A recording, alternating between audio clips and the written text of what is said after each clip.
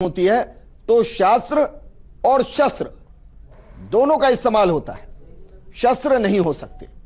तो शास्त्रों का क्यों ना एक ऐसा अभियान चलाया जाए, पूरे देश भर के अंदर चलाया जाए, जहां जो लिखा गया है इसके खिलाफ लोगों को जागरूक किया जाए। मैं बहुत गंभीरता से डिबेट कर रहा हूं सर, क्योंकि जब मैंने पहली डिबेट की थी उसके बाद जब 25 लाख लोगों ने इसका समर्थन किया कि रामपाल ने जो लिखा वो सही है, तो मैं अंदर से विचलित हुआ। मुझे समझ नहीं आया कि 25 लाख तो प्रत्यक्ष हैं, तो कितने होंगे जो पथ भ्रष्ट होंगे या जो इसको मान रहे होंगे। तो ये तो अपना ही इन्होंने एक पाखंड रचा है, अपना ही शास्त्र इन्होंने बनाया है और अपने शास्त्र के अनुरूप लोगों को भ्रमित करने का काम किया है। अब हम लोगों की जिम्मेदारी बनती है, सभी सनातनियों की, धर्माचार्यों की, जैसे सनातनी सभी, जैसे हमारे पार्षद महोदय ने संज्ञान में आया तो उस समय भी हमने विरोध किया था, और अभी भी इन्होंने आकर आगे होके वकील साहब को साथ लिया, अमितोष जी को, और इन्होंने तुरंत कार्रवाई की।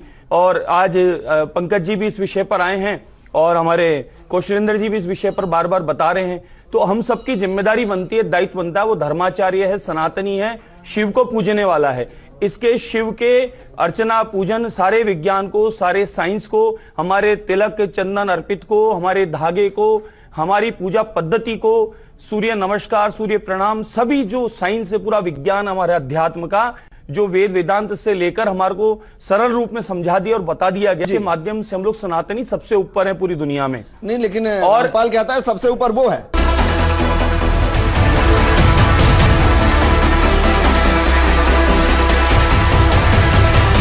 श्रीमद् भगवत गीता, गीता प्रेस गोरखपुर से प्रकाशित है। जय दयाल गोविंद का इसके अनुवादक है।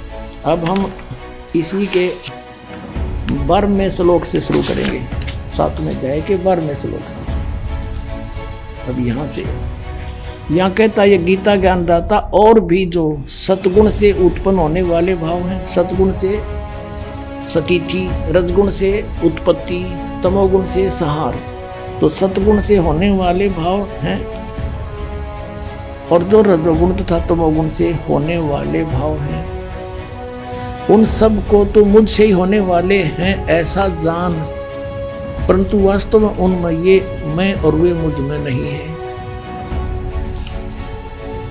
अब इसने स्पष्ट किया है, जैसे आपने श्री शिव पुराण में पढ़ा 9वें अध्याय के लास्ट में 110 पृष्ठ पर, गीता प्रेस गोरखपुर से प्रकाशित में, कि इस प्रकार तीनों देवताओं में गुण है परंतु शिव गुणातीत माना गया। ये काल कह रहा है, गीता बोल रहा है वो, कि मैं उनमें नहीं हूं और ये तीनों देवताओं में गुण है। अब देखो 13वें में, गुणों के कार्य रूप सात्विक, राजस और तामस, इन 3 प्रकार के भावों से ये सारा संसार प्राणी समुदाय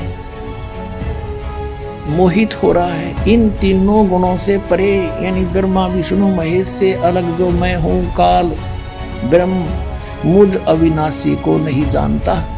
इन तीनों देवताओं के ऊपर मुझे नहीं जानते, ये इन्हीं की पूजा करते रहते हैं।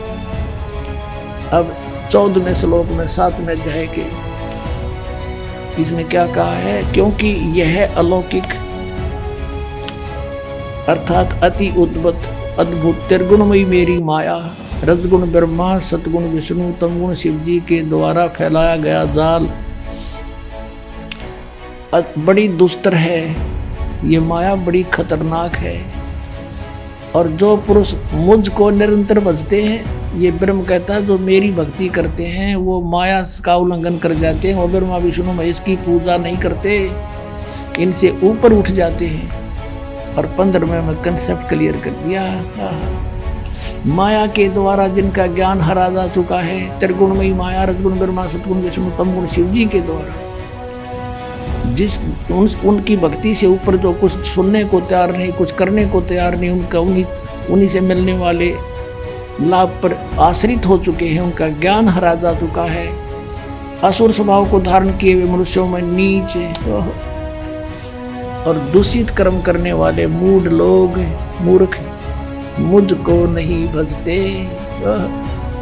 अपने आत्माओं, ये स्पष्ट कर दिया कि अन्य देवता रजगुण ब्रह्मा, सतगुण विष्णु, तमगुण शिव जी की जो भक्ति करते हैं वो राक्षस स्वभाव को धारण किए हुए मनुष्यों में नीच दूषित कर्म करने वाले मूर्ख।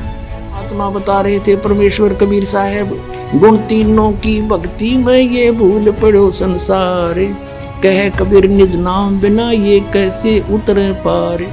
तीन देव की जो करते भक्ति, उनकी कदे ना हो मुक्ति। बोलो सतगुरुदेव।